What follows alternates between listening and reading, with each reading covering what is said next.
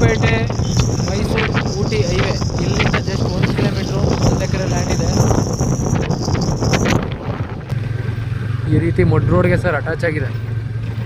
ಹೈವೇಲೆಲ್ಲ ಸಿಕ್ಕಾಪಟ್ಟ costly.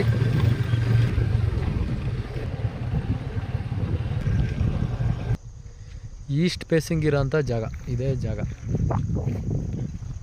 Box piece close to national highway, Ooty Mysuru national highway.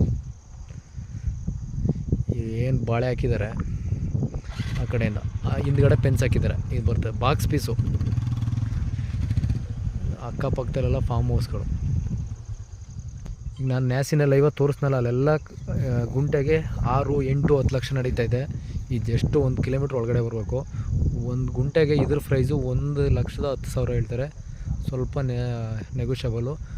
General property ಅಂದರೆ ಲಿಂಗಾಯತರದು. East facing.